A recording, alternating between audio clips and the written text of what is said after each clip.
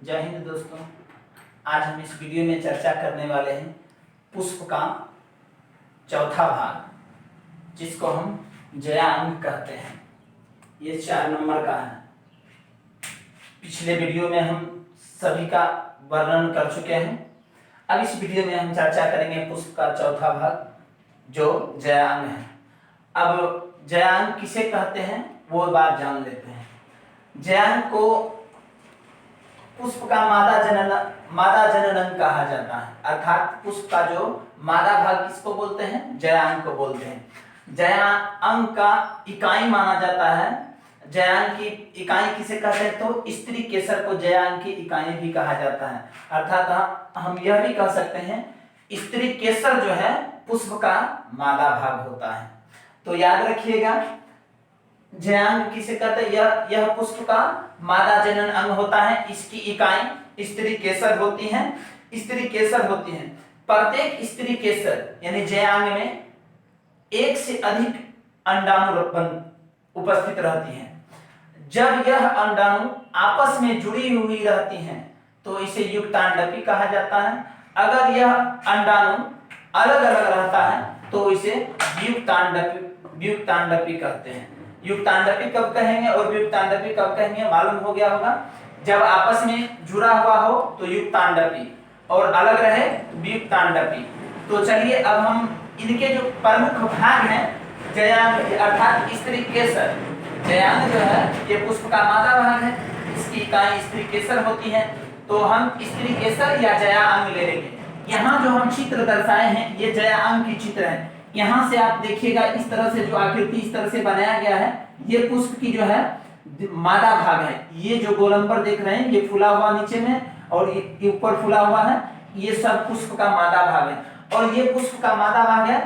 तो इन सभी के बारे में अभी हम चर्चा कर लेते हैं। पहले देख लेते हैं जयांग यानी स्त्री केसर के कितने भागों में बांटा गया है। स्त्री केसर को मुख्य रूप से 3 भागों में बांटा गया है। पहला है वर्तिकाग्र, दूसरा वर्तिका, तीसरा अंडाणु। इस प्रकार हम देख लेंगे।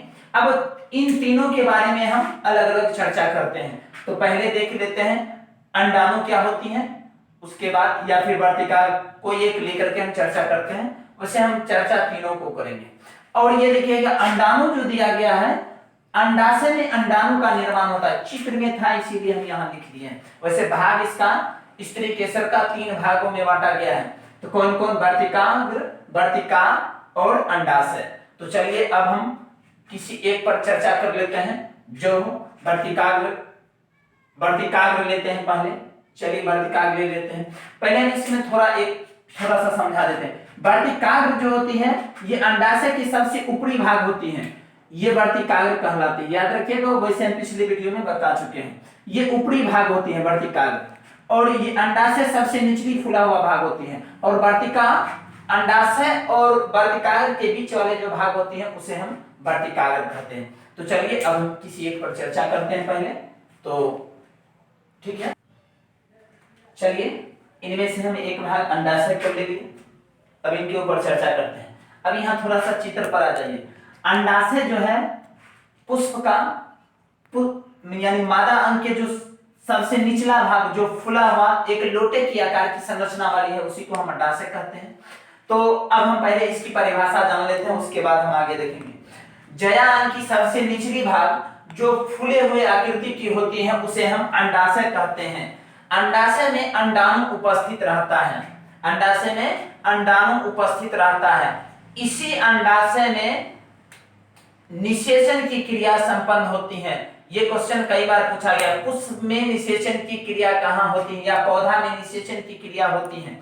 तो याद रखिएगा, पौधे में निषेचन की क्रिया अंडाशय में होती है। क्यों? क्योंकि अंडाशय में अंडाणु व्यवस्थित रहती है या उपस्थित रहती है। और इसमें क्या होती है कि ये देखिए, ये परागकण बनाया गया है। ये परागकण है। ये परागकण पराग नलिकाओं के द्वारा, वर्तिका नलिका के द्वारा ये क्या होती है, धीरे धीरे कहाँ आ जाती है? अंडाशय में आ जाती है। और यह जब अंडाशय में आती है तो अंडाशय में यह निषेचन की क्रिया करती है और निषेचन क्रिया के उपरांत या फलस्वरूप, यह निषेचन क्रिया के फलस्वरूप बीज या फल का निर्माण कर लेती हैं। तो हम आशा करते हैं आप लोगों को अंडाशय समझ में आ गया होगा। अगर कोई प्रॉब्लम हो तो कमेंट बॉक्स में कमेंट जरूर किया कीजिए, कोई दिक्कत नहीं, फिर हम बताएंगे। तो चलिए अब अंडाशय की कहानी इतना ही था। अगर आप लोग को कुछ लगे तो और पूछने का इच्छा हो तो पूछ सकते हैं। अब हम इसके बाद अगला भाग ले लेते हैं, वर्तिका। चलिए दूसरा वर्तिका स्टैंड देखते हैं।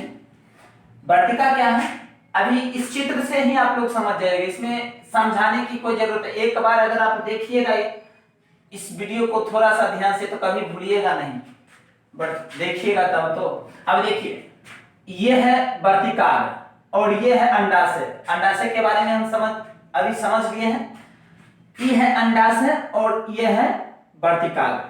आप देखिएगा अंडाशय और वर्तिकाग्र, अंडाशय और वर्तिकाग्र के बीच वाले जो भाग होते हैं उसे हम वर्तिका कहते हैं। अंडाशय और वर्तिका के बीच वाले भाग को हम, अंडाशय और वर्तिकाग्र के बीच वाले भाग को हम वर्तिका कहते हैं। तो याद रखिएगा। या फिर अंडाशय के ठीक ऊपरी भाग और वर्तिकाग्र के ठीक निचली भाग जो होती है उसे हम वर्तिकाग्र कहते हैं। देखिए इनसे सिर्फ 2 प्रश्न बनते हैं। अब कौन कौन बनेगा वो हम इसी में बता देते हैं। अंडाशय क्या करती है, यह वर्तिकाग्र अंडाशय को वर्तिकाग्र से जोड़कर रखती है। यह इससे सबसे महत्वपूर्ण बात यही है और यही प्रश्न सबसे इंपॉर्टेंट है इसके लिए। अंडाशय जो है ये वर्तिकाग्र का क्या काम है, तो वर्तिकाग्र देखिए ये अंडाशय है, अंडाशय को इनके साथ जोड़ के रखने का कार्य करती है। ये दोनों इसको इसके साथ जोड़ के रखता है। और क्या है कि इसी बात, यह जो वर्तिकाग्र है यह पराग नलिका के लिए एक रास्ता प्रदान करती है। ये परागन जो क्रिया होती है, यहां देखिएगा, ये जो पराग नलिका के लिए एक रास्ता प्रदान करती है। इसी वर्तिकाग्र है, ये जो वर्तिकाग्र है, इस वर्तिकाग्र में एक रास्ता बनाया गया जो पराग नलिका के लिए दिया गया। ये पराग नलिका के लिए रास्ता प्रदान करती है, जिस रास्ता के द्वारा परागकण कहां तक आती है, वर्तिकाग्र से इसी रास्ता से होकर के, देखिए इसी रास्ता से होकर के, जो हम रेड वाले लाइन दिए हैं इसमें जो काला काला बिंदु दिए हैं ये परागकण है। ऊपर में ये परागकण इस तरह से देखिए व्यवस्थित होकर के धीरे धीरे कहां पर आया, अंडाशय के पास आया। तो इसके इनको आने के लिए, परागकण को आने के लिए रास्ता कौन प्रदान किया, तो वर्तिकाग्र वर्तिका प्रदान करती है रास्ता। तो याद रखिएगा, परागकण के लिए रास्ता प्रदान कौन करती है, तो वर्तिका करती है। तो किसके लिए, ये निषेचन क्रिया के लिए। तो अब समझ में आ गया होगा, ये इसका मुख्य उद्देश्य क्या होता है, ये पराग नलिका के लिए रास्ता प्रदान करना और अंडाशय को वर्तिकाग्र से जोड़ना। ये दोनों पॉइंट बहुत इंपॉर्टेंट है, इसको याद रखिएगा। परिभाषा तो देख के भी बता सकते हैं और देखने से भी आप लोग को स्पष्ट हो जाएगा। इस चित्र में स्पष्ट दिख रहा, आप लोग भी समझ सकते हैं। तो चलिए इसमें इतना ही था। अगला भाग है वर्तिकाग्र। अब वर्तिकाग्र क्या है उसके ऊपर चर्चा करते हैं।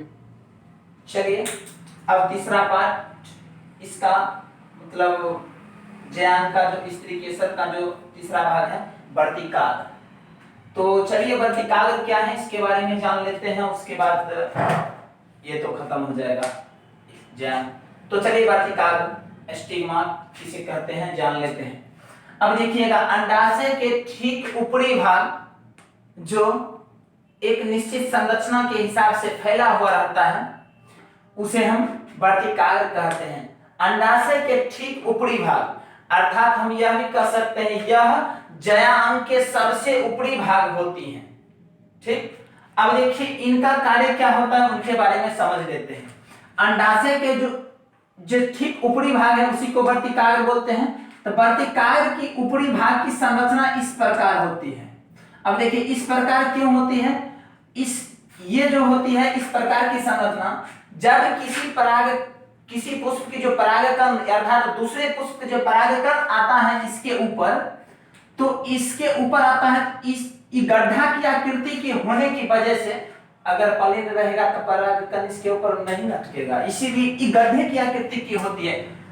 ऊंच नीच मतलब ऊंचे नीचे आकार के उभर खाबर की तरह रहती है इसकी आकृति। ऊपर वाला भाग जो होती है ऊपर नीचे रहता है। जिस प्रकार परती ने ऊपर नीचे रहता है उसी तरह उभर खाबर रहता है। तो इसी उभर खाबर की वजह से जब परागकण किसी कारणवश इसके वर्तिकाग्र पर दूसरे पुष्प के परागकण किसी भी माध्यम से इसके ऊपर जब आता है, तो जैसे ऊपर खाबर में गड्ढा आकार की है, ये भी गड्ढा है, ये ऊंचा है तो पर अटकेगा नहीं, अटकेगा, ये गड्ढे की वजह से इसके ऊपर अटक जाता है। जैसे ये गड्ढा है इस पर अटक गया, और क्या होता है इसके ऊपर जो है ना एक चिपचिपा तरल पदार्थ भी पाया जाता है, जिसके वजह से परागकण आकर के एकरा पर चिपक जाता है। और पिछले वीडियो में हम बता दिए थे परागकण में चिपचिपा पदार्थ पाया जाता है, इसीलिए वो कीट पतंग देव चिपक जाता था।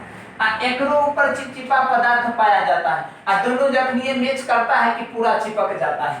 अब देखिए दोनों मैच किया तो चिपक गया पूरा, आप लोग भी समझ गए होंगे। चलिए अब ये जो है, अब परागकण इसके ऊपर चिपका, वर्तिकाग्र के चिपचिपा पदार्थ और इनके ऊपर जो पड़ा हुआ चिपचिपा पदार्थ था, वो दोनों जब आपस में मतलब ये इनके ऊपर पड़ा तो अटक गया।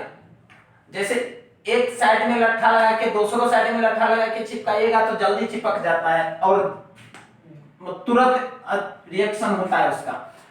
अब देखिए ये जो है इनके ऊपर जब चिपकता है तो चिपकने के बाद परागकण क्या करता, वर्तिकाग्र क्या करता है, इस परागकण को पराग नलिका के द्वारा इसको धीरे धीरे धीरे धीरे क्या करता है अपने अंदर लेकर के इसको इस नलिका यानी रास्ता जो वर्तिकाग्र में बढ़ाती है, इस रास्ता के माध्यम से इसका काम क्या होता है अंडाशय तक भेज देना, अंडाशय में भेज देना, ठीक।